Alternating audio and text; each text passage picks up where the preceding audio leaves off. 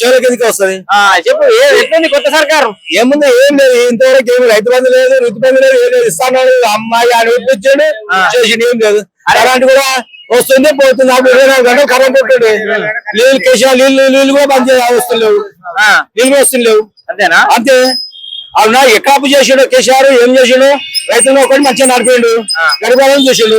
ఈయన వచ్చి ఏం చేసిండు అని అంతే. అప్పు అయితే చేసిన రైతులు మంచిగా చేసినట్టు. ఎక్కడ అప్పు చేసిండు, ఏం చేసిండు మాకు సంబంధం లేదు. మన గరీబ్ వాళ్ళకు మంచిగా చూసాడు, మాకు నెలలో పింఛన్ మంచిగా ఇచ్చాడు. పింఛన్ లేదు, ఏం లేదు. కాదు, మొన్న గెలిపిస్తారు కాంగ్రెస్ లను. 100 రోజుల టైం టైం కనిపిస్తారు. టైం ఇచ్చినప్పుడు నీకు అలాగైనప్పుడు అప్పుడప్పుడు సమ్మానం పంచుకున్నప్పుడు నీకు తెలియదు ఆడికి ఇట్లా అయితే ఇట్లా అన్నీ ఆస్తులు ఎంత తెలియకుండా పోయినానే. ఆస్తులు సంపాదించడం నేను అప్ప తరగలేరుగా, అప్పు చేసి నేను చేసిన నన్ను వచ్చి అడుగుతారు కానీ ఆయననే తరగలేరుగా. మన అదే నడిపిండు, అమ్ముకున్నాడేమో అమ్ముకుని పబ్లిక్ పెట్టిండు కానీ తినలేరుగా.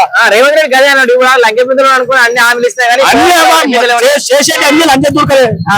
ఏడికి వాళ్ళ సేవ ఏడుకోని కూడా అది ఏమి దండ వేస్ట్, గెలిపితే దండ అయిపోయింది. అంతేనా? అంతే. మరి ఇప్పుడు ఆడేళ్ళకి బస్ పెట్టి మోదీ ఏం చేయాలి?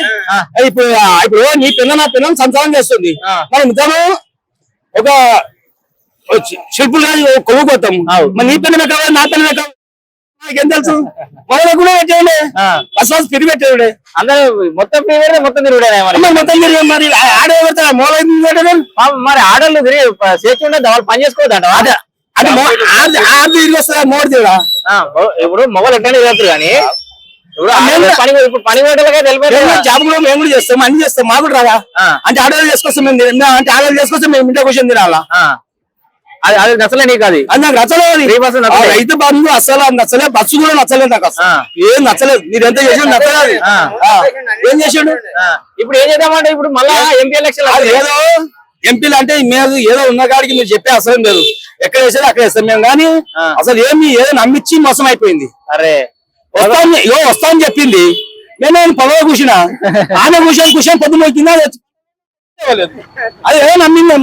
అది శుద్ధ పబ్లిక్ అయిపోయింది. అంతేనా? అంతే. మోసం చేసినట్టు మొత్తానికి మోసం చేసేసారు. మరి ఇప్పుడు ఏం నిర్ణయం తీసుకుంటారు? ఇక అంతా ఏం చేసుకుంటాము? 7,000 5,000 కట్టేది సస్తమో 7,000 5,000 అయితే పడేది. మెడకు పడ్డది కాబట్టి మెడకు పాము చుట్టుకున్నది, అది కర్మలో తప్పది. కష్టదో చంపేది తెలియదు. అంతే. 5,000 అయితే భరించాల్సిందే అంటే భరించాలి. అంతేనా?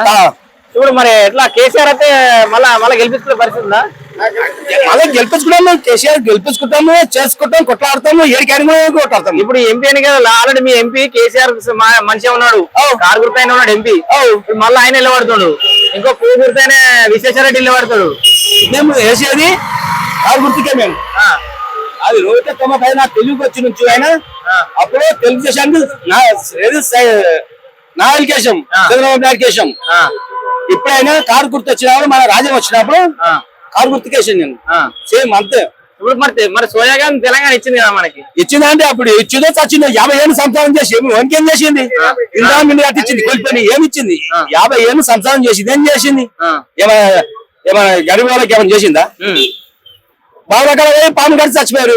ఇప్పుడు బావుల కాడ పోయి పాము వాడిని ఖర్చులు పొడుచులు ఉందా? ఏమన్నా వెళ్తుందా?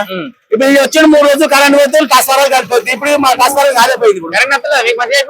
ఏదో సగం టీం వస్తే సగం మూసుకుంటే సగం వస్తుంది. లాభం ఎందుకని?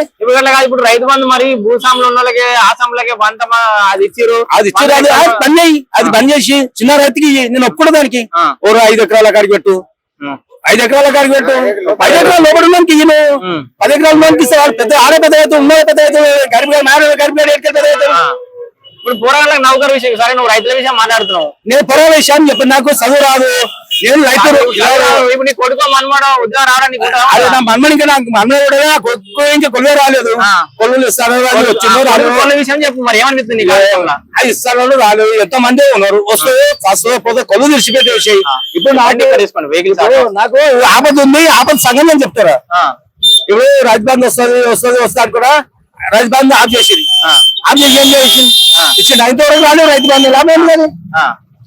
వచ్చేది నెలకు నాకు వచ్చేది ఎకరా 10 గుంటలు ఉన్నది. నేను దాని మీద నెలకు పిచ్చింగ్ వస్తుండే, దాని అది రాలే. ఏం లాభం?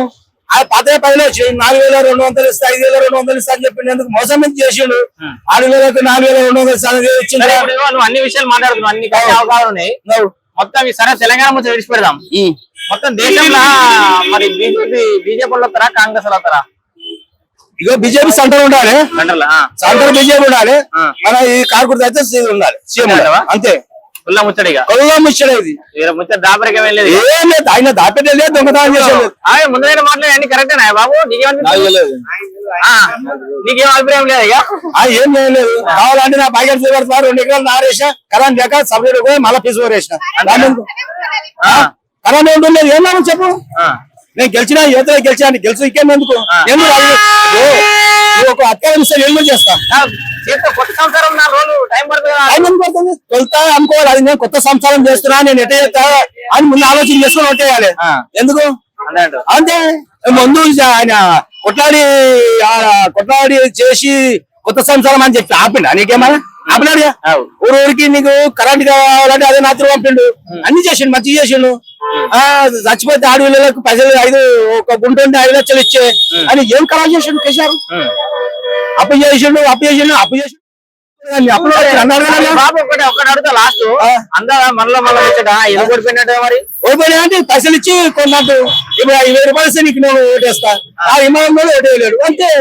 అంతే పైసలకి అంత పైసలు మంచిపోయారు అంతే, కానీ బాబు ఇట్లా మోసం చేస్తారా నమ్మలేరు. కేసీఆర్ వందలే పైసలు ఇచ్చాడు కానీ నాయకులు తిన్నారు. ఇప్పుడు నువ్వే పెద్ద మంచి, నీకు 1 కోటి రూపాయలు ఇస్తే మాకు 10 రూపాయలు 7 అన్నది దెబ్బతిన్నది. అట్లా కొంత ఆగమైందంట, అదే ఆగమైపోయింది, ఎమ్మెల్యేల దగ్గర ఆగమైపోయింది.